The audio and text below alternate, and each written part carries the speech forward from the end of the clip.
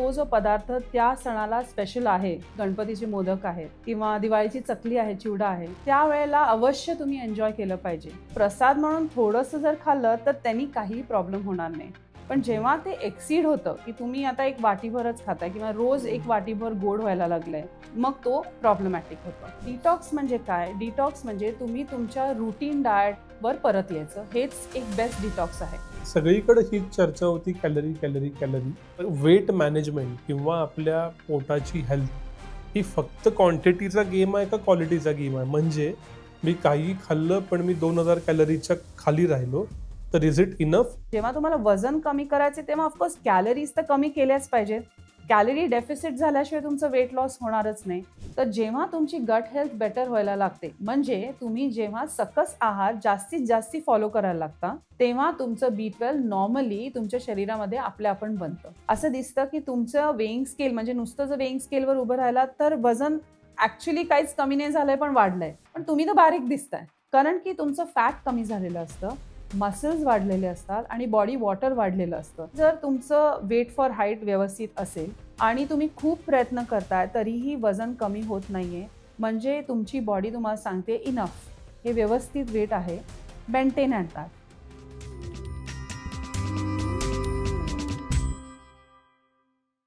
नमस्कार, मी विनायक पाचलक आणि थिंक बँकच्या थिंक लाईफमध्ये तुम्हा सगळ्यांचं पुन्हा एकदा स्वागत.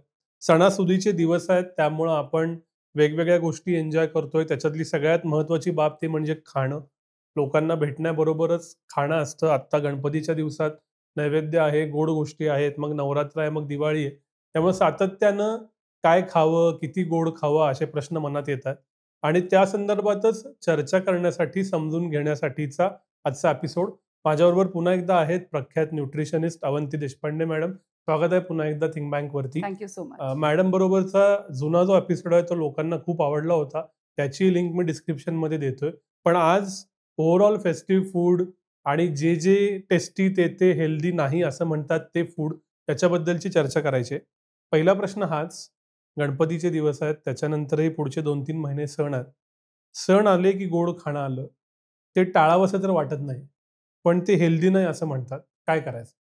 सो विनायक, तू म्हटलास तसं सण आला की गोड पदार्थ आले, म्हणजे जेव्हा सण असतो ते सेलिब्रेशन असतं आणि सेलिब्रेशन म्हटलं की गोड आलं, मे बी थोडंसं फ्राईड फूड पण आलं, हो. पण ते तात्पुरतंच लिमिट झालं पाहिजे. ॲज अ न्यूट्रिशनिस्ट मी म्हणेन की तो सण किंवा तो जो पदार्थ त्या सणाला स्पेशल आहे, जसं की गणपतीचे मोदक आहेत हो. किंवा दिवाळीची चकली आहे, चिवडा आहे, हो. त्यावेळेला अवश्य तुम्ही एन्जॉय केलं पाहिजे. पण तो सण म्हणजे काय, थोडे दिवस असतो. गणपतीचं मे बी 10 दिवस असतं, पण आपल्या घरात एक 1-2 दिवस, मे बी 5 दिवस असं असतं, मे बी 10 दिवस काही जणांच्या घरात. पण आपण जेव्हा हा सण त्यावेळेस एन्जॉय करतो, तेव्हा तुम्ही ते डेलिकसीज तेव्हा एन्जॉय करा. पण ते तात्पुरतेच लिमिट करा. त्याच्या पुढे जाऊ नका. असं होतं ना बरेचदा, की दिवाळी आली, आपण वेगवेगळे पदार्थ बनवतो आणि मग ते पदार्थ संपेस तोपर्यंत आपण कंटिन्यू करतो. म्हणजे दिवाळी तर होऊन गेली आहे, पण आपण ते गोड पदार्थ जे बनवलेत किंवा फ्राईड जे बनवलंय ते नंतर सुद्धा कंटिन्यू करतो. तर तसं न करता सणासुदीच्या दिवशी तुम्ही ते गोड एन्जॉय केलं पाहिजे, पुरणपोळी एन्जॉय केली पाहिजे, मोदक एन्जॉय केलाच पाहिजे, कारण तो त्यावेळेसच स्पेशल असतो. पण तो तेवढ्यापुरताच लिमिट करायचा. त्याचं you should not be carrying it forward. That is ते चुकतं लोकांचं. म्हणजे तेच जर पुढे तुम्ही कंटिन्यू केली ती लाईफस्टाईल, देन तो एक प्रॉब्लेम आहे. Getting back to your regular life is very important. So सणाच्या वेळेला ते एन्जॉय करायचं आणि then getting back to routine normal life. पण हे जितकं सांगायला सोपं आहे तितकं करायला सोपं नाही, पहिला भाग. दुसरा भाग गिल्ट तयार होतं, की आता 10 दिवस आरत्या असतात, वेगवेगळ्या ठिकाणी प्रसाद असतो, करेक्ट. आपण एकमेकांच्या घरी जातो आणि मल्टिपल टाइम सीटिंग होतं. कुठं मोदक होतो, कुठं पेढा होतो. तर अशा वेळेला हे गिल्ट फ्री करण्यासाठी किंवा कमीत कमी शरीराला त्रास होईल असं स्वीट्स खाण्यासाठी काही मेकॅनिझम आहे? सो मी तुला एक्झाम्पल सांगते, की आपली जी आपण पहिल्यांदी जी महाराष्ट्रीयन थाळी किंवा उत्सवाची थाळी पहिली बनवतो, त्याच्यामध्ये मोदक असतो. इतर काय-काय पदार्थ पण असतात. आमटी असते, प्रॉबेबली काही काय तळलेलं असतं. ओके. तर आता तुम्ही जर हेल्थ कॉन्शियस असाल आणि तुम्हाला जो सण एन्जॉय करायचा आणि मोदक तेव्हा तुम्हाला एन्जॉय करायचा आहे. तर अशा वेळेला काय कराल, की बाकीच्या ज्या गोष्टी आहेत, तर तुम्ही उसळ ठेवू शकता, कोशिंबरी ठेवू शकता, त्याच्याबरोबर डाळ ठेवू शकता. मोदक एन्जॉय करायचं. मोदकावरती तूप घालायला विसरायचं नाही. कारण जेव्हा तुम्ही मोदकावर तूप घालता, तेव्हा ऑटोमॅटिकली त्याचं जे काही शुगर अब्झॉर्प्शन असतं खाल्ल्यानंतर ते थोडंसं स्लो होतं. अच्छा. आणि जेव्हा आपण मोदक खातोय, तेव्हा मग जे बाकीचे कार्बोहायड्रेट्स आहेत, म्हणजे चपाती झालं, भात झालं, हे थोडंसं कमी करायचं. ओके. सो जर हे असं ह्या प्रमाणात एन्जॉय केलं, देन डेफिनेटली त्याचे मे बी गिल्ट फीलिंग जे येतं ना, ते नंतर येणार नाही. तेच असं आहे, की जेव्हा तुम्ही दुसरीकडे जाता, आरती असते वेगवेगळ्या ठिकाणी, तुम्ही तिथे जाऊन प्रॉबब्ली गोड खाता. तर ते तुम्ही किती खाताय ते अवलंबून आहे. तुम्ही एक प्रसाद म्हणून थोडंसं पण खाऊ शकता किंवा एक वाटीभर सुद्धा घेऊन खाऊ शकता. तर प्रसाद म्हणून थोडंसं जर खाल्लं, तर त्यांनी काहीही प्रॉब्लेम होणार नाही. पण जेव्हा ते एक्सीड होतं, की तुम्ही आता एक वाटीभरच खाताय किंवा रोज एक वाटीभर गोड व्हायला लागलंय, मग तो प्रॉब्लेमॅटिक होतो. त्याच बरोबर हे लक्षात ठेवायचं, की तुमचं एक्सरसाइज मात्र रेग्युलर राहायला पाहिजे. अच्छा. की असं होतं ना, की आता सण आलाय, तर मग एक्सरसाइज पण थोडा सुटला, डायट पण थोडं सुटलं, मग वेट गेनचे चान्सेस जास्ती होतात. तर ह्याच्यामध्ये तर तुम्हाला सण एन्जॉय करायचा आहे, गोड पण खायचंय, मे बी फ्राईड पण खायचंय. तर अशा वेळेला तुमचं एक्सरसाइज रेग्युलर ठेवा. बाकीचे जे मील्स तुम्ही फॉलो करताय ते थोडेसे बॅलन्स करा आणि देन डेफिनेटली तुम्ही तुमचं गोड एन्जॉय करू शकता. फ्राईड फूड पण once in a while enjoy करू शकता. Why not? दिवाळीनंतर आणि गणपतीनंतर सुद्धा कित्येकदा असा एक ट्रेंड येतो, की डिटॉक्स. खूप खाल्लं म्हणून डिटॉक्स करायचं. असं डिटॉक्स केल्या काही दिवसानं तर खरंच वाढलेलं वजन कमी होतं का? का असं काही नाहीच आहे? तर डिटॉक्स ना वेगवेगळ्या प्रकारचे येतात. तर डिटॉक्स म्हणजे काय? अगदी एक्स्ट्रीम डिटॉक्स म्हणजे ज्यूस फक्त कन्झ्युम करायचे किंवा एकदमच उपासमार करायची. तर दॅट इज नॉट राइट. का? कारण की तुम्ही सडनली एवढं खाताय, एवढ्या शरीराला सवय दिलेली आहे इतके दिवस एवढं अन्न खायची आणि सडनली तुम्ही रिट्रॅक्ट करायला लागलात ना, तर बॉडी इज कन्फ्युज्ड. अच्छा. मग बॉडी तुम्हाला सपोर्ट करत नाही तुमचे हेल्थ गोल्स अचीव्ह करायला आणि अत्यंत भूक लागते आणि मग चिडचिडेपणा येतो. रिझल्ट जे आपल्याला हवेत ते तर काही आपल्याला मिळत नाहीत. तर डिटॉक्स म्हणजे काय? डिटॉक्स म्हणजे तुम्ही तुमच्या रूटीन डाएटवर परत यायचं. हेच एक बेस्ट डिटॉक्स आहे. म्हणजे काय? आपण सणाच्या वेळेला थोडंसं एक्स्ट्रा खातो. असं होतं ना, की आपण ते आवडतंय म्हणून तो पदार्थ जास्ती पण खाल्ला जातो. अनेक वेळेला ते एवढं जास्ती खाल्लं आपल्या शरीराला सवय नसते एवढं जास्ती अन्न खायची किंवा एवढं गोड खायची किंवा एवढं फ्राईड किंवा प्रमाणाबाहेर खाणं खायची पण शरीराला सवय नसते अनेक वेळेला. तर जेव्हा तुमचा सण संपतो, त्याच्यानंतर गेटिंग बॅक टू रूटीन म्हणजे तुमचं हाय फ्राईड फूड जर तुम्ही खात असाल, खूप गोड खात असाल, तर ते तुमच्या डाएटमधनं पूर्णपणे काढून टाका. स्वीट्स पूर्ण बंद करा. गोड पूर्णपैकी बंद करा आणि गेटिंग बॅक टू रूटीन म्हणजे काय, की तुमचं आता जसं मी लास्ट टाईम पण सांगितलेलं होतं, की तुमच्या एव्हरी मीलमध्ये प्रोटीन आणि फायबर हे हवंच आहे आणि त्याच्याबरोबर कार्बोहायड्रेट्स हवेत. तर डिटॉक्स म्हणजे काय, की just getting back to this routine, की एव्हरी मीलमध्ये तुमचं प्रोटीन आहे, फायबर आहे, फ्रुट्स आहेत, व्हेजिटेबल्स आहेत, सॅलड आहे. तर ह्याचं प्रमाण जास्ती ठेवायचं आणि मग तुमचं गोड पूर्णपणे बंद करा, फ्राईड पूर्णपणे बंद करा आणि हे झालं detox. Best way to coming back to routine. Rather than following काहीतरी ज्यूस डाएट फॉलो केलंय किंवा काहीतरी एकदम डिटॉक्स टीज नुसते फॉलो केलेत किंवा नुसतं खूपच एक्स्ट्रा फास्टिंग केलेलं आहे. त्यांनी नाही मदत होत कित्येकदा. इनफॅक्ट बॉडी त्यांनी कन्फ्यूज होऊन जाते. मी थोड्या ब्रॉडर कॉन्टेक्स्टकडे येतो. सणांशी रिलेटेड, टेस्टी खाण्याशी रिलेटेड. ते म्हणजे मध्यंतरी असा एक रूल आला ज्याची चर्चा झाली, की समोसा जिलेबीच्या इथं पण सांगा, की हे हानिकारक आहे. शुगर आणि oil.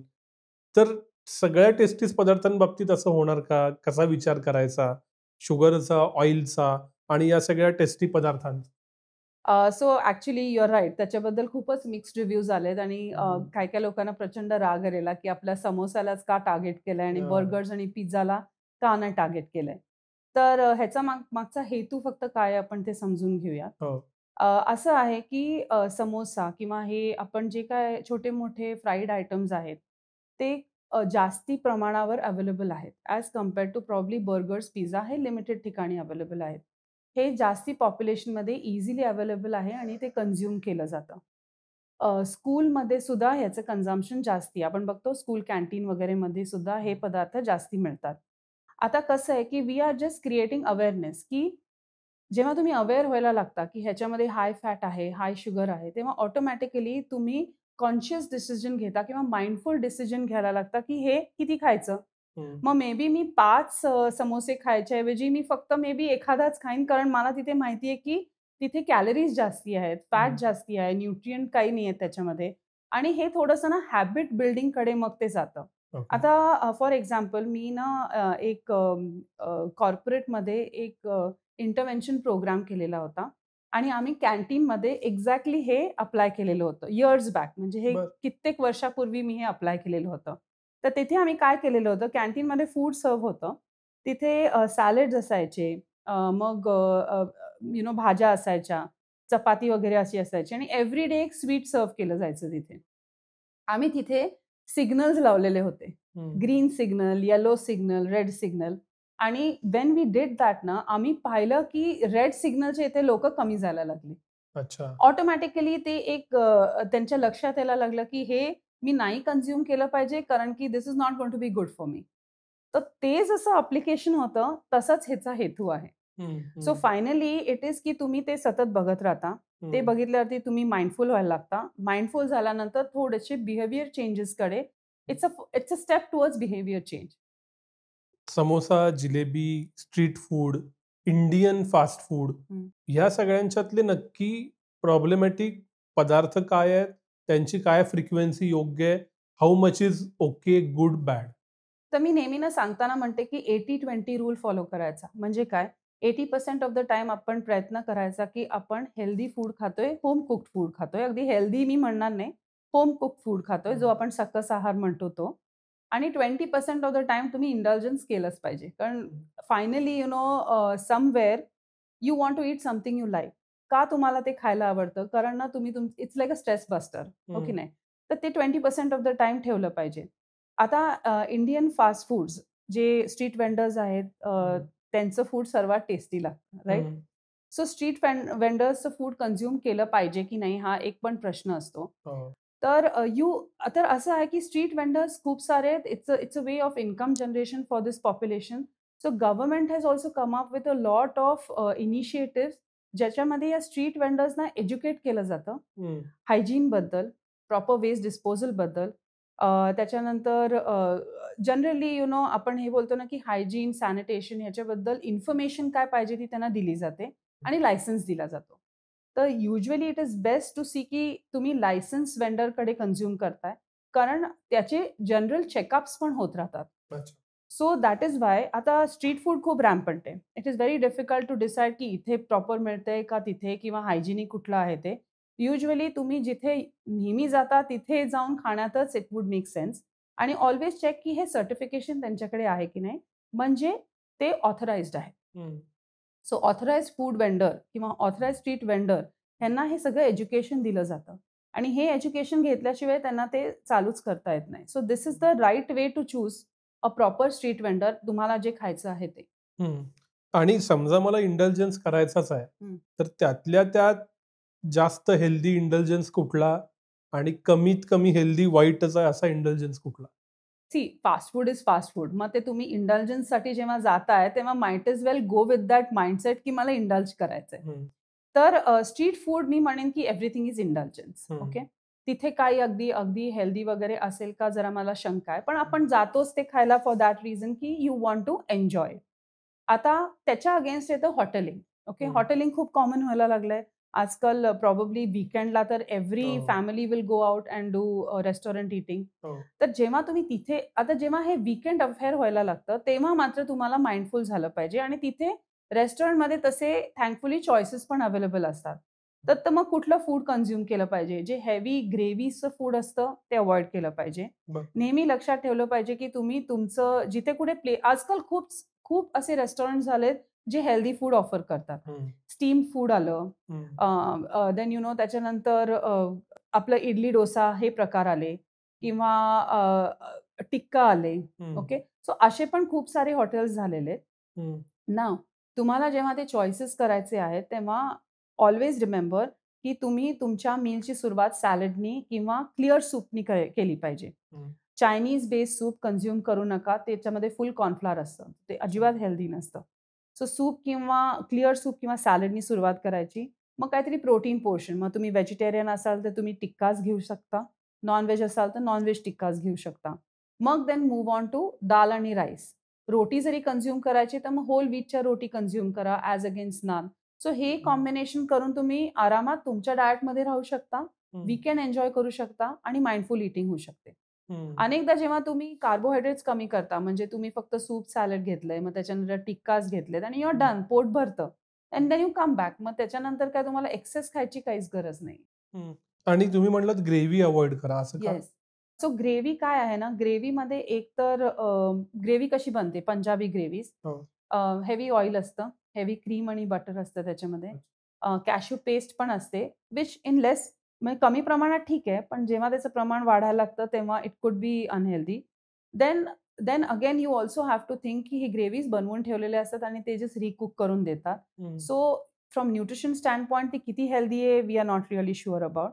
So it's always better की तुम्ही ग्रेव्ही अवॉइड करा आणि ग्रिल्ड फूड किंवा टिक्कास ह्याच्या you can move towards that. आता अजून एक इंटेलिजन्सचा प्रकार आलाय, की सगळे भेटल्यानंतर you go to a buffet or to a place like Barbeque Nation, की जेव्हा तुम्ही you have a plethora of things to choose yes. आणि त्यातनं तुम्ही पोट भरता, एन्जॉय करता. खूप तासांचं अफेअर बनतं खाणं. अशा वेळेला काय करायचं? जेव्हा तुम्ही आउट अँड आउट इंडल्जन्ससाठी जाताय, मग तिथे तुम्ही काहीच रेकमेंड करू शकत नाही. कारण तुम्ही त्या माइंडसेटनीच जाताय. ओके. की असं आपण ठरवतो ना, की आता मी मस्त व्यायाम केलेला आहे किंवा थ्रू आउट द वीक मी खूप व्यवस्थित व्यायाम करतेय आणि probably once in a month मी जाणार आहे. मग देन आय वुड से की विचार पण करू नका, जे पाहिजे ते एन्जॉय करा. पण जर तुम्हाला माइंडफुल ईटिंग करायचंय बफेमध्ये, तर this is how you will go about it. तिथे अनेक सॅलड्स असतात. तर मेयोनीज बेस्ड सॅलड्स तुम्हाला अव्हॉइड करायचे. बरं. ओके. जे काही हेवी चाट सॅलड्स आहेत ते तुम्हाला अव्हॉइड करायचे. जनरली जे टॉस सॅलड्स असतात, जे व्हिनेग्रेट ड्रेसिंगमध्ये बनवलेले असतात, ते तुम्ही कन्झ्युम करू शकता. मग सूप्स मी जसं बोलले तसं क्लिअर सूप्सकडे तुम्ही जाऊ शकता. मग तुमचं 50% पोट ना ह्या सगळ्यांनी भरून घ्या. ओके. मग टिक्काज आहे, ग्रिल्ड फूड असतं तिथे, त्याच्याकडे जा तुम्ही. ते कन्झ्युम करा. अनेक वेळेला हे एवढं खाल्ल्यानंतर सुद्धा व्यवस्थित पोट भरलेलं असतं. पण मग पुढे इंडल्जन्स करायचं असतं. तर तुम्ही इथे ह्या 2 गोष्टी खाऊन जरी तिकडनं बाहेर पडलात ना, तरी इट्स इनफ. पण त्याच्या पुढे जर तुम्हाला इंडल्ज करायचं असेल, then instead of taking those heavy ग्रेव्हीवाले फूड किंवा हेवी बिर्याणीज, जस्ट दाल राईसकडे जा. आणि मग प्रॉब्ली तुम्ही ठरवून जाऊ शकता, की ठीक आहे, मी सॅलड्स घेणार आहे, मी सूप घेणार आहे, मी टिक्का खाणार आहे. जेव्हा तुम्हाला माइंडफुली खायचंय तेव्हा. आणि मग मी थोडेसे डेझर्ट्स सगळे आहेत ते टेस्ट करणार आहे. मी मधलं मील कंप्लीटली अव्हॉइड करणार आहे. असं पण विचार करून तुम्ही जाऊ शकता. देन द नेक्स्ट डे तुम्ही काय करू शकता, एक्सरसाइज एक्स्ट्रा करू शकता आणि देन तुमचे जनरली कॅलरीज जे दिवसभराचे ते कार्ब्स कमी करू शकता आणि मग फायबर आणि प्रोटीन हाय ठेवायचं नेक्स्ट डे. सगळीकडे हीच चर्चा होती, calorie, calorie, calorie. Weight management किंवा आपल्या पोटाची हेल्थ ही फक्त क्वांटिटीचा गेम आहे का क्वालिटीचा गेम आहे? म्हणजे मी काहीही खाल्लं, पण मी 2000 कॅलरीच्या खाली राहिलो, तर इज इट इनफ? का इट्स क्वालिटी, की मी कुठल्या प्रकारच्या कॅलरीज कन्झ्युम करतोय, especially with respect to weight management? तर दोन्ही इम्पॉर्टंट आहे. पण पहिलं मी इम्पॉर्टन्स देईल ते मॅक्रोजला. अच्छा. मॅक्रोज म्हणजे काय? कार्बोहायड्रेट, प्रोटीन आणि फॅट्स या 3 जे घटक आहेत त्याच्यामधनं आपल्याला दिवसभराचे कॅलरीज मिळतात. ओके. म्हणजे एनर्जी गिव्हिंग कॉम्पोनंट्स हे 3 आहेत. तर आता जेव्हा तुम्हाला वेट मेंटेनन्स करायचे किंवा वेट लॉस पण करायचंय, तर आपल्याला काय करायचंय, की प्रोटीनची मात्रा हाय ठेवायची. प्रोटीनची मात्रा हाय का ठेवायची? एक तर प्रोटीन मसल बिल्डिंगसाठी हेल्प करतं. प्रोटीन थर्मोजेनिक आहे नेचरली. म्हणजे काय? प्रोटीनच्या डायजेशनसाठी जास्ती एनर्जीची रिक्वायरमेंट असते. So that is why protein is very important आणि प्रोटीनचे खूप सारे फंक्शन्स आहेत. अदर दॅन गिव्हिंग एनर्जी और muscle building there are a lot of functions प्रोटीनचे. तर प्रोटीनवरती जास्ती लक्ष द्यायचं. मग मॉडरेट फॅट्स ठेवायचे. म्हणजे काय? गुड फॅट्स म्हणजे आल्मंड्स, वॉलनट्स, फ्लॅक्स सीड्स किंवा म्हणजे जवस. मग आपली मगज जी बी असते ती किंवा पंपकिन सीड्स असतात ते. याच्यामध्ये गुड फॅट्स असतात. तर ते हे डेफिनेटली आपल्या डाएटमध्ये इन्क्लूड केलेच पाहिजेत. त्याच्या व्यतिरिक्त तूप जे आहे ते पण गुड फॅट आहे. किंवा आपण जे बाकीचे हे कन्सिडर करतो. सॅच्युरेटेड फॅट बाकीच्या गोष्टींमधनं पण मिळतं. पण जर तुम्ही तूप कन्झ्युम करत असाल, मग तिथनं कॅलरीज तुम्ही कट आउट करू शकता. म्हणजे फुल फॅट मिल्क घ्यायची गरज नाहीये किंवा फुल फॅट पनीर घ्यायची गरज नाहीये. आणि last thing is carbohydrates. Carbohydrates बऱ्याच जणांना असं वाटतं, की डाएटमधनं पूर्णपणे काढून टाकलं पाहिजे, की वेट लॉस फास्ट होईल. पण तसं नाहीये. कार्बोहायड्रेट्स कॉम्प्लेक्स ठेवले पाहिजेत. म्हणजे काय? ज्याच्यामध्ये स्टार्च असतं, जसं की राईस झालं, चपाती, मिलेट्स झालं, हे कॉम्प्लेक्स कार्बोहायड्रेट झाले. ह्याच्या डायजेशनला थोडासा वेळ लागतो. शुगर रिलीज थोडं स्लो होतं. तर आयडियली जेव्हा तुम्हाला वेट लॉस करायचंय, तेव्हा मॅक्रोजकडे लक्ष द्या. प्रोटीन फॉलोड बाय फॅट्स आणि मग कार्बोहायड्रेट्स, ते पण कॉम्प्लेक्स असले पाहिजे. आणि व्हेरी इम्पॉर्टंट इज फायबर, जे तुम्हाला फ्रुट्स अँड व्हेजिटेबल्समधनं मिळतंय. तर हे मॅक्रोज तर आम्ही कन्सिडर करतोच. पण जेव्हा तुम्हाला वजन कमी करायचे, तेव्हा ऑफकोर्स कॅलरीज तर कमी केल्याच पाहिजेत. कॅलरी डेफिसिट झाल्याशिवाय तुमचं वेट लॉस होणारच नाही. मग ते कॅलरी डेफिसिट तुमच्या फूडमधनं करायचं, पण अ गुड अमाउंट तुमच्या एक्सरसाइजमधनं पण कॅलरी डेफिसिट आम्ही करतो. सो कॅलरी डेफिसिट मेन तुमच्या एक्सरसाइजमधनं करायचं, जिथे अबाउट 250-300 कॅलरी बर्न होईल. आणि मग डाएटमधनं मॅक्रोज चेंज करायचे. म्हणजे कुठेही तुमची उपासमार होत नाही. टोटली लो कॅलरी झाल्यामुळे बॉडी शॉकमध्ये जात नाही. पण स्टिल तुम्हाला रिझल्ट्स मिळतात, कारण प्रोटीन हाय असतं, फॉलोड बाय फॅट आणि मग कार्बोहायड्रेट्स. समजा 2000 कॅलरी माझा इंटेक आहे रेग्युलर, आणि 1600 कॅलरी खाल्ल्यानं माझं वजन कमी होणार आहे, कारण कॅलरी डेफिसिट आहे. या 1600त मी फक्त दिवसभरात 500 कॅलरीचे 3 समोसे खाल्ले तर चालणार आहे का? का 1600 कॅलरीत पण मला हे सगळं बघायचं? तर ॲज अ न्यूट्रिशनिस्ट आम्ही असं करतो, की आता तुझी 1600 कॅलरी रिक्वायरमेंट आहे, पण तेवढं इज नॉट इनफ. ती हाफ इन्फॉर्मेशन झाली. मला अजून काय हवंय, की तुला मी प्रोटीन किती दिले पाहिजेत. कॅलरी हा एक भाग झाला, ज्याच्यामुळे एनर्जी तुला मिळेल, आणि मग प्रोटीन हा एक भाग खूप इम्पॉर्टंट झाला.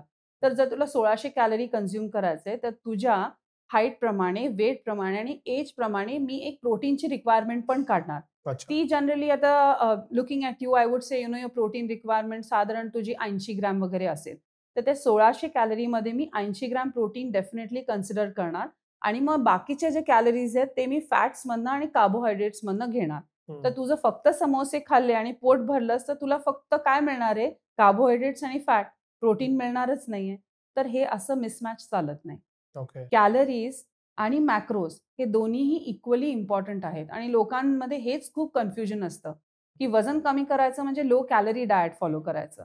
पण वजन कमी करायचं म्हणजे मॅक्रोज चेंज करायचे. हे लक्षात घेतलं पाहिजे. या सगळ्या बाबतीत कायम 2 आक्षेप येतात, कमेंट्समधनं येतात, की एवढं मोजून मापून कोण खाणार? हा पहिला भाग. मग जगायचं कसं? बरोबर आहे. इतकं मोजा, तितकं मोजा, बरोबर. इतकं ग्रॅम तूप, हे बरोबर. काय? दुसरं, हे सगळ्यात इंडियन ट्रॅडिशन जी आहे, त्याच्यापेक्षा काय क्युनोआ खा, अजून काय-काय भारी-भारी नावं आलीत ते खा. मग जर का त्या खाण्यानंच वजन कमी होत असेल, तर मग भारतीय खाणं इतके वर्ष वाईटच होतं. नाही, ते सगळे मी म्हणेन की काहीच गरज नाहीये. तुम्ही तुमचं रूटीन इंडियन डायट फॉलो करून तुमचे weight loss results easily achieve करू शकता. इन फॅक्ट तुम्ही जर इंडियन असाल, दिस इज द सॉइल, म्हणजे तुम्हाला इकडेच राहिला आहात तुम्ही. इकडेच जे ग्रो होतंय ते तुम्ही कन्झ्युम करताय. ते तुमच्या शरीराला जास्ती अडॉप्ट होतं as compared to foreign foods. कारण ते टेम्परेचर, ते एन्व्हायर्नमेंट, ते सॉइलची कंडिशन्स हे आपल्या बॉडीला सेट झालेले असतात. राइट? सो जिथे पिकतं तेच तुम्ही लोकली खाल्लं पाहिजेत. हे तर दिस इज माय फर्स्ट से. आणि जर तुम्ही लोकली न खाता इतर पदार्थांकडे जाता, तर एक तर ते तुम्ही काही दिवस करू शकाल. त्याच्यानंतर तुम्हाला त्याचा खूप कंटाळा येतो. कारण तुमचं जे सोल फूड असतं ना, ते आपलं रोटी, सब्जी, दाल, चावल हेच असतं. So this is very important, की तुम्ही तुमचा रोजच्या आहारातच जर फरक करू शकलात किंवा बदल करू शकलात, तर तुम्हाला रिझल्ट्स जास्ती चांगले मिळतील. जितकं सिंपल तुमचं डायट असेल, कॉम्प्लिकेट न करता, तितकं तुम्ही ते सस्टेन करू शकाल. So this is very, very important. आणि हे मेजर कसं करत बसायचं? तर मेजरमेंट ना खूप सोपी आहे. पण कसं आहे, की अगदी तुम्हाला जर तुमचे कॅलरीज किंवा मॅक्रोज ट्रॅक करायचे असतील, जे बऱ्याच लोकांना आजकाल करायला आवडतात. तर ना इंटरनेटवरती खूप ऑथेंटिक सोर्सेस आहेत, जिथे तुम्ही डिटरमाइन करू शकता, की मला दिवसभरात एवढे कॅलरीज मिळाले पाहिजेत आणि एवढे मॅक्रोज म्हणजे कार्बोहायड्रेट, फॅट आणि प्रोटीन मिळालं पाहिजे. हे एकदाच फक्त फाइंड आउट करायचं. मग त्याच्यानंतर काय करायचं, की एव्हरी मीलमध्ये आता सपोज तुझं जर 80 ग्रॅम ऑफ प्रोटीन अशी रिक्वायरमेंट आली, तर ते 4 भागात डिव्हाईड करायचं. ओके. मग ते ब्रेकफास्टला एक भाग may be about 10 to 15 gram protein तिथे कन्झ्युम करायचं. काय कन्झ्युम करू शकतोस? 2 एग्स घेऊ शकतोस. त्याच्याबरोबर एक चपाती खाऊ शकतोस किंवा डाळीचे डोसे घेऊ शकतो किंवा थालीपीठ आणि दही घेऊ शकतो. पनीरचा पराठा घेऊ शकतो. तुला तिथे मिळाले 10 ते 15 ग्रॅम प्रोटीन. लंचकडे जेव्हा तू जातोस, तेव्हा ती नेहमी बॅलन्स प्लेट लक्षात ठेवायची. म्हणजे सगळे घटक जेव्हा तुमच्या आहारात असतात ना, तेव्हा ते बॅलन्स होऊन गेलं. विचारच करायची गरज नाही. म्हणजे काय? आपण जेव्हा एक ताट कन्सिडर करतो, तेव्हा त्याच्यामध्ये सॅलड असलं पाहिजे. भाजी असली पाहिजे, डाळ किंवा डाळीचे प्रकार म्हणजे उसळ वगैरे असली पाहिजे किंवा पनीर हवंय तर पनीर ॲड करा तिथे. एक ताकाचा ग्लास असला पाहिजे आणि मग कार्बोहायड्रेट्स म्हणजे तुम्ही आयदर राईस घ्या, चपाती घ्या किंवा भाकरी काही पण आणि तूप डेफिनेटली असलं पाहिजे. हं. हे आता लंचला तुम्ही कार्बोहायड्रेट्स थोडे जास्ती खाऊ शकता, पण डिनरला तुम्हाला जर वजन कमी करायचं असेल, तर कार्बोहायड्रेटचं प्रमाण थोडंसं कमी करा. हं. 4-5 वाजता परत तुम्ही स्नॅक्ससाठी आल्मंड्स, वॉलनट्स घेऊ शकता. त्याचा तुम्ही प्रॉबॅबली स्पाइस नट्स घेऊ शकता. तुम्हाला हवंय तर आजकाल बऱ्याच जणांना दही खायला आवडतं, योगर्ट खायला आवडतं. ते हं. तुम्ही घेऊ शकता. स्मूदीज घ्यायला आवडतात. सो हं. हे सगळे प्रकार काय करायचं अख्ख्या दिवसाच्या जे कॅलरी रिक्वायरमेंट आहे, ती हं. फक्त डिव्हायडेड बाय 4 करून कव्हर अप करायची. हं. आणि जेव्हा तुम्ही आहार सकस ठेवता म्हणजे एव्हरी मीलमध्ये एक प्रोटीन सोर्स आला ना, की तुमची रिक्वायरमेंट पूर्ण होऊन जाते. कारण प्रोटीन रिच सोर्सेस जे असतात ते आयर्न रिच पण असतात. ते व्हिटॅमिन B12 रिच किंवा बी कॉम्प्लेक्स रिच पण असतात आणि मिनरल रिच पण असतात. सो ऑटोमॅटिकली ते कव्हर अप होऊन जातं. तुम्ही ते स्मूदीज म्हणालात म्हणून एक टँजंट प्रश्न, की ट्रेंड फूड येतात. आता एक माचा नावाचा ट्रेंड हं, आलाय हं. काहीतरी. काय आहे तो नक्की? इज इट हेल्दी आणि अशा ट्रेंड फूडकडे किती लक्ष द्यावं? नाही, लक्ष नाही द्यावं. कारण हे हं. ट्रेंड्स ना तात्पुरते क्रिएट केले जातात. हं, अ हं. Lot of time it is just help of marketing to हं. Make it popular. तर हं. जे ट्रेंड्स येतात, ते ट्रेंड्स किती दिवस राहतायत हे पहिल्यांदा बघा. हं. हे एक झालं ट्रेंड. आता जे आलेलं ते माच्याचं. हं. त्याच्या आधी बरेच असे ट्रेंड्स येऊन गेलेत. शिलाजीत एक ट्रेंड येऊन गेलं. आता हं. कोणी शिलाजीतबद्दल बोलत नाही. हं. शिलाजीत आम्ही काही रेकमेंड पण करत नव्हतो. त्यावेळेस सुद्धा नाही हं. आणि आज सुद्धा नाही. माचा सुद्धा तुम्हाला रेग्युलर अँटीऑक्सिडंट रिच आहे म्हणून माचा फेमस आहे. हं. पण अँटीऑक्सिडंट्स तुम्हाला तुमच्या रेग्युलर आहारातनं सुद्धा मिळून जातातच. हं. आता फॉर एक्झाम्पल आपण जर आपलं महाराष्ट्रीयन कुकिंग पकडलं, तर आपण टर्मरिक म्हणजे हळद मील्समध्ये कुकिंगसाठी वापरतोच. हो. हे ऑटोमॅटिकली अँटीऑक्सिडंट आहे, अँटिसेप्टिक आहे. तुम्ही जेव्हा फळं खाता, भाज्या खाता, तेव्हा तुम्हाला ऑटोमॅटिकली या सगळ्या गोष्टी मिळूनच जातायत. तर जितकं नॉर्मल फूड आपण खातो, ते सोडून बाकीचे ट्रेंड्स फॉलो करत गेलो, तर आपण एक गॅप क्रिएट करतोय. मग ती गॅप हं. कशी भरून काढतो? सप्लिमेंट्सनी. हं. धिस इज हं. What is happening. जास्तीत जास्त गॅप क्रिएट करतोय आणि ती गॅप जास्तीत जास्त सप्लिमेंट्स घेऊन कंप्लीट करतोय. आणि हे ट्रेंड खूप व्हायला लागलंय. तुम्ही सप्लिमेंट्स म्हणलात म्हणून 2 गोष्टींची खूप चर्चा होती. हं. B12, D3 यांचे सप्लिमेंट्स घ्यावेत का? यांचे नॅचरल सोर्सेस काय आहेत? कारण एन मास आपल्याकडे B12 ची डिफिशियन्सी आहे असं म्हणतात. काय दिसतं? सो B12 ची डेफिशियन्सी जी आहे ना, ती तुमच्या गट हेल्थमुळे असते. म्हणजे जर तुमची गट हेल्थ चांगली नसेल, आता आपण लास्ट टाईम सुद्धा गट हो. हेल्थबद्दल थोडं बोललेलो, जस्ट ब्रश अप करते मी. तर आपल्या लार्ज इंटेस्टाईनमध्ये millions and trillions of bacteria असतात. बऱ्यापैकी गुड बॅक्टेरिया, काही बॅड बॅक्टेरिया असतात. तर आपल्याला काय कोशिश केली पाहिजे, की आपली जी हे गुड बॅक्टेरिया आहे, त्याचे नंबर्स वाढले पाहिजे. का? कारण हे जे गुड बॅक्टेरिया आहेत, त्यांच्यामध्ये केपेबिलिटी असते एक तर हे B12 म्हणजे न्यूट्रिएंट सिंथेसिससाठी आणि B12 हे इंट्रिन्सिकली म्हणजे आपल्या शरीरातच निर्माण होतं. अच्छा. म्हणजे काय, की आपली जर गट हेल्थ चांगली असेल, तर B12 आपण बॉडीमध्ये सिंथेसाइज व्हायला लागतं. हं. सो द बेस्ट सोल्युशन काय आहे, की तुमच्या डायटमध्ये तुम्ही प्रोबायोटिक रिच फूड्स इन्क्लूड केले पाहिजेत.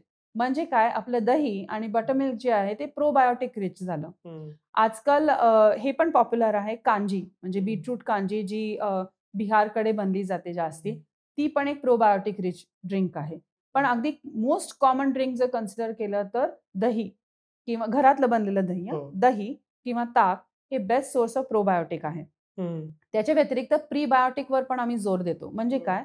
फ्रुट्स आणि व्हेजिटेबल्समध्ये जे फायबर असतं, ते फायबर आहे food for these micro organisms. अच्छा. तर जेव्हा तुमची गट हेल्थ बेटर व्हायला लागते, म्हणजे तुम्ही जेव्हा सकस आहार जास्तीत जास्त फॉलो करायला लागता, तेव्हा तुमचं B12 नॉर्मली तुमच्या शरीरामध्ये आपल्या आपण बनतं. अच्छा. राइट? तसंच D3चं आहे. आता हं. D3 तुम्ही बघाल तर अर्बन पॉप्युलेशनमध्ये खूप कॉमन ही डेफिशियन्सी दिसून येते. का? कारण आपण स्वतःला सनलाईटला एक्सपोजच करत नाही. तर 90% आपल्या दिवसभराची जी D3ची रिक्वायरमेंट आहे, ती एक्सपोजर टू सनलाईट आहे. हं. ओके. सो कुठलं सनलाईट? युजुअली आपण जे सकाळी म्हणजे जर विंटर असेल, तर सकाळी एक 8 ते 9चं जे सन रेज असतात ते आणि इव्हनिंगला अबाउट 5 टू 6 किंवा 4 टू 5 चे जे असतात ते आणि समरमध्ये थोडंसं आधी. अलीकडे. हं. जर तुम्ही एक 10 मिनिटं रोज एक्सपोज केलं, तर तुम्हाला D3 ची डेफिशियन्सी खूप कमी होईल. इनफॅक्ट ही एक पद्धत आहे नाही का, आपण लहान बाळांना उन्हामध्ये धरतो. हो. का? कारण आपण त्याला नॅचरली D3 देत असतो. हं. किंवा अमेरिकेत बरेच घरं आता ग्लास हाऊसेस असतात, जिथे हो. ओल्ड पीपल राहतात ते. का? कारण ते म्हातारी लोकं येऊन बाहेर ते सनलाईटमध्ये बसतात, ते ग्लास हाऊसमध्ये. म्हणजे त्यांना ऑटोमॅटिकली नॅचरल सनलाईट मिळतो. सो अच्छा. 90% आपल्या शरीरातलं D3 हे सनलाईटमधनं येतं. फूड सोर्सेस कमी आहेत किंवा अजिबातच नाही आहेत, मी तर म्हणेन D3चे. B12 आणि D3 ची चर्चा होती. त्याचा दुसरा विषय असतो तो म्हणजे पाणी. कोणी म्हणतं एवढं पाणी प्या, मग त्याच्या बॉटल्स निघाल्या, की ज्या मेजर करतात, अलार्म्स निघाले. म्हणजे आयुर्वेद सांगतं असं म्हणतात, की कमी पाणी प्या. खरं मला माहीत नाही. नक्की माणसानं किती पाणी प्यावं, कधी प्यावं, त्याचा काय परिणाम होतो? सो पाणी प्रत्येकाने किती प्यावं एक असा थंब रूल काही नाहीये. पण जनरली ॲज अ न्यूट्रिशनिस्ट आम्ही म्हणतो ते की 2-2.5 टू 3 लिटर्स एवढं पाणी तर गेलं पाहिजे. हं. तर हे एवढं व्हेरिएशन का? कारण प्रत्येकाची ना कपॅसिटी वेगवेगळी असते पाणी कन्झ्युम करायची. तर खूप म्हणजे अंडरस्टँड की पाणी जर तुम्ही कन्झ्युम केलं नाही, तर तुम्हाला काय-काय होण्याचे चान्सेस आहेत. कॉन्स्टिपेशन खूप कॉमनली दिसून येतं आणि जेव्हा मी बघितलंय माझ्या क्लायंट्समध्ये, जेव्हा पाण्याचं प्रमाण त्यांनी वाढवलंय, ऑटोमॅटिकली कॉन्स्टिपेशन कमी झालंय. सो कॉन्स्टिपेशन होऊ शकतं. तुमची युरिन जर डार्क येलो असेल, देन तुम्हाला पाण्याचं प्रमाण वाढवलं पाहिजे. तुमचं जर एक्सेसिव्ह स्वेटिंग होत असेल, मग तुम्ही पाण्याचं प्रमाण वाढवलं पाहिजे. आणि इनफॅक्ट अशा लोकांना मी लेमन ज्यूस स्क्वीज करून थोडंसं काळं मीठ घालून सुद्धा पाणी घ्यायला सांगते दिवसभरात. जर अच्छा. तुमचं एक्सेसिव्ह स्वेटिंग होत असेल तर. हं. स्पेशली ॲथलीट्स वगैरे पण आहेत ते. आणि जर तुम्हाला असं हेवीनेस डोक्यात हेवीनेस किंवा हं. असं लाईट हेडेडनेस असं जर वाटायला लागलं, डोकेदुखी, फटीग, मग असू शकतं की तुम्ही पाणी कमी प्यायलंय. हं, हं. तर पाणी एक अबाउट 2 टू 3 लिटर्स ह्या प्रमाणात कन्झ्युम केलं पाहिजे. काय-काय लोकं खूप ओव्हर पाणी कन्झ्युम करतात. That is also very harmful. गरज नाहीये. हं. तर 2 to 3 litres is the best quantity that you can consume in the day. अजून एक असं आलेलं, की आम्ही सगळे प्रयत्न करतो, सगळं करतो, पण विशिष्ट वेटच्या खाली आम्ही येतच नाही. काही जणं जाड असूनही फिट वाटतात, काही जणं बारीक असूनही फिट वाटत नाहीत. तर असं काही आहे का, की बाय डिझाइनच हे असंच राहतं? तर ह्याच्यामध्ये ना 2 प्रकार आहेत बरं का, की आपण जेव्हा वेइंग स्केलवरती फक्त उभं राहून आपलं वेट चेक करतो ना, दॅट इज रॉंग. कारण की वेट हे component muscles, bone weight of course आहे, फॅट आणि वॉटर ह्या 4 प्रकारांमुळे वी सी आपलं वेट असतं ते. हं. तर बेस्ट इज की तुम्ही तुमचं बॉडी कंपोझिशन एनालिसिस केलं पाहिजे, ज्याच्याने डिटरमाइन होईल की तुमच्या बॉडीमध्ये फॅट किती आहे, मसल किती आहे, बॉडी वॉटर किती आहे, ओके. हं. अनेक वेळेला असं दिसतं की तुमचं वेइंग स्केल म्हणजे नुसतं जर वेइंग स्केलवर उभं राहिलात, तर वजन ॲक्चुअली काहीच कमी नाही झालंय, पण वाढलंय. पण हं. तुम्ही तर बारीक दिसताय. असं बरेच लोकांना हं. अनुभव येतो. कारण की तुमचं फॅट कमी झालेलं असतं, मसल्स वाढलेले असतात आणि बॉडी वॉटर वाढलेलं असतं. त्यामुळे वजनात तर काही फरक दिसत नाही. इंचेसमध्ये फरक दिसायला लागतो आणि that is a positive change. अच्छा. बऱ्याच जणांना असं वाटतं, की नाही माझं फक्त वजनच कमी झालं पाहिजे, पण तसं हं. नाहीये. फॅट कमी होणं इम्पोर्टंट आहे आणि मसल गेन होणं इम्पोर्टंट आहे. सो हं. धिस इज वन थिंग आणि प्रत्येकाची ना एक बॉडी टाइप असते. ओके. Endomorphic, mesomorphic, ectomorphic. तर बरं. त्या हिशोबाने सुद्धा वजन फास्ट आणि स्लो कमी होण्याचे चान्सेस असतात. अच्छा. ओके. सो असं होतं, की एका थ्रेशोल्डला आपण असलो ना म्हणजे असं काय अगदी ओबेसिटीकडे मी नाही म्हणत आहे. पण जर तुमचं वेट फॉर हाईट व्यवस्थित असेल आणि तुम्ही खूप प्रयत्न करताय, तरीही वजन कमी होत नाहीये, म्हणजे तुमची बॉडी तुम्हाला सांगते इनफ हे व्यवस्थित वेट आहे, मेंटेन ॲट दॅट. अनेक वेळेला जेव्हा तुम्ही एक्स्ट्रा वजन कमी करायला लागता, तेव्हा तुमची इम्युनिटी पण अफेक्ट व्हायला लागते. बरं. सो समटाईम्स तुमचं जे वजन राइट वेट फॉर हाईट आहे, ते मेंटेन ठेवणंच इनफ असतं, अ लॉट ऑफ टाईम्स. अगदी काय खूप वजन कमी केलंच पाहिजे, ही काही गरज नसते. ओके. सो आता हे एवढं कॉम्प्लेक्स आहे. दरवेळेला मी ते कसं मोजणार? माझ्याकडं फॅट किती आहे, प्रोटीन किती आहे? ती परत ती स्केल आणा, ते मोजलं जातं का नाही? माझं वजन कमी होतंय का नाही? थंब रूल्स काय आहेत, की या गोष्टी साधारणपणे बघा. सारखं-सारखं कोण वजन मोजणार आणि ते नाही. फॅट मोजणार? की एवढं नीट असेल तर तुमचं बरं चाललंय असं काय? अनेक वेळेला माझ्याकडे येणारे क्लायंट्स पण असतात ना, त्यांना मी सांगते, की तुमचं ना वजनच आपण चेक नको करूयात. एव्हरी 15 डेज ते व्हिजिट करणार आणि त्यांच्या बॉडीमध्ये इंचेस लॉस काय झालाय, क्लोथ्स बेटर फिट व्हायला लागलेत का, एनर्जी लेव्हल्स व्यवस्थित वाढली आहे का, हं. म्हणजे उत्साह वाढलाय का, मेंटल अलर्टनेस वाढलंय का, हे जर आणि एक्सरसाइजची कपॅसिटी वाढली का, ह्यामध्ये जर तुम्हाला पॉझिटिव्ह चेंजेस दिसायला लागले, म्हणजे तुम्ही राइट ट्रॅकवरती आहात. ओके. जरुरी अजिबात नाहीये, की तुम्ही जाऊन तुमचं वेटच चेक केलं पाहिजे, बॉडी कॉम्पोझिशनच एव्हरी टाईम चेक केलं पाहिजे. अजिबात गरजेचं नाहीये. हं. तुम्ही जेव्हा एक्सरसाइज सुरू करताय, राइट प्रकारात protein in every meal, fibre in the diet किंवा कॉम्प्लेक्स कार्बोहायड्रेट, स्वीट्स बंद केलेत, प्रॉबब्ली तळलेलं खात नाही आहात, माइंडफुल ईटिंग करताय, देन तुम्ही ह्या गोष्टीची काळजी केलीच नाही पाहिजे. इव्हेंच्युअली तुम्हाला जे तुमचा रिझल्ट हवाय तो मिळणारच आहे. काय-काय लोकं ना खूप स्ट्रेस घेतात, की वेट लॉसचा आणि त्याच्यामुळेच त्यांना रिझल्ट्स चांगले मिळत नाहीत. कारण ह्या स्ट्रेसमुळे कॉर्टिसॉल लेव्हल्स आणि वाढतायत. मी या स्ट्रेसवरच येणार होतो, पण वेगळ्या, की आजकाल असं म्हणतात, की पोटाचं सगळं सायकोसोमॅटिक आहे. हं. मला ऑफिसचं स्ट्रेस असतं, मला आय-टी किंवा नॉलेज इकॉनॉमीत आता एआयचं स्ट्रेस असतं, ग्लोबल मार्केट्सचं स्ट्रेस असतं, काय होईल? ट्रम्पचं स्ट्रेस असतं, ट्रॅफिकचं स्ट्रेस असतं. ॲज अ पर्सन मी हजारो स्ट्रेसशी डील करतोय. याचा इम्पॅक्ट माझ्या पोटावर होत असेल, तर ते कसं कोरिलेट करायचं, कसं अव्हॉइड करायचं आणि त्याचा कसा फायदा करून घ्यायचा? सो आपण ना स्वतःला इंटरनली स्ट्राँग करायचं. हे मी का सांगतेय? तुमची जेव्हा गट हेल्थ व्यवस्थित असते ना, तेव्हा तुम्हाला सारासार विचार करण्याची कपॅसिटी वाढते.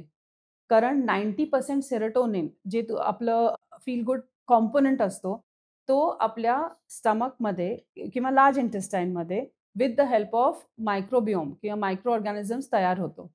ओके? ओके. तर हे न्यूरोट्रान्समिटर्स असतात, ज्याच्यामुळे आपल्याला फील गुड किंवा डोपामाइन किंवा सेरोटोनिन, ओके, गाबा हं. हे सगळे ना जर तुमचा आहार व्यवस्थित असेल, एक्सरसाइज व्यवस्थित असेल, तर तुमची स्ट्रेस टेकिंग कपॅसिटी सुद्धा वाढते. मग तो कुठल्याही प्रकारचा स्ट्रेस बाहेर न येऊ दे, तुमची ही हँडलिंग कपॅसिटी मच बेटर व्हायला लागते. कारण तुम्ही तुमच्या आहारात बदल केलेला आहे. तुम्ही स्ट्राँग झालेला आहात. सो बाहेरनं कुठलाही स्ट्रेस येऊ दे, तुम्हाला बेटर मॅनेज करता येतं ते. पण सेइंग दॅट माइंडफुल मेडिटेशन ह्याच्यावरती सुद्धा लक्ष दिलंच पाहिजे. म्हणजे काय, की तुम्ही सकाळी उठा, एक 5 मिनिटं तुमच्या बेडमध्ये बसा. आयदर तुम्ही मेडिटेशन म्युझिक ऐका किंवा नुसतंच तसं बसा आणि ब्रीथिंग प्रॅक्टिस करा. हं. ओके.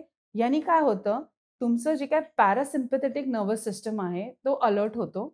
बॉडी काम होते आणि दिवसभराचे जे काही टेन्शन्स आहेत, ते पण कमी होऊन जातात. शेवटचा प्रश्न. आपण एवढी चर्चा केली, एवढे पॅरामीटर्स बोललो. टेक अवे म्हणून पुढचे 2-3 महिने तरी सगळा फेस्टिव्ह सीझन आहे. खायची इच्छा तर सगळं आहे, पण फिट तर राहायचं आहे. काय टेक अवे सांगा? तर मी जसं म्हटलं तसं फेस्टिव्हल्स हे एन्जॉय करण्यासाठी असतात, सोशलायझिंगसाठी असतात. तर एन्जॉय करा, सोशलाइज करा. फेस्टिव्ह फूड पण तेव्हा एन्जॉय करा. पण ते तितकंच लिमिट करा त्या फेस्टिव्हिटीज पुरतं. पण डेफिनेटली जे त्यावेळची स्पेशालिटी आहे ते तुम्ही तेव्हा एन्जॉय केलीच पाहिजे. कारण ते it's a part of socialising. तर एन्जॉय करा. Food instead of getting tension म्हणजे कसं होतं, की अनेक वेळेला ना फूडचं जर टेन्शन घेतलं ना, की मी का खाल्लं? गिल्ट फीलिंग घेतलं ना, वेट लॉस अजून अफेक्ट होतो. अच्छा. तर बिनधास्तपणे एन्जॉय करा. तात्पुरतं हे डायट बाजूला ठेवा. फेस्टिव्हिटीज एन्जॉय करा आणि फेस्टिव्हिटीज संपल्यानंतर एकदम व्यवस्थित डायट आणि एक्सरसाइज सुरू करा. खूप खूप आभार. नुसतं फेस्टिव्हिटीज नाही तर अगदी सायकोसोमॅटिक गोष्टींपासून ते पाण्यापर्यंत सगळं बोलता आलं. परत वेगळ्या विषयावर भेटू, पण आज इथंच थांबूया. धन्यवाद.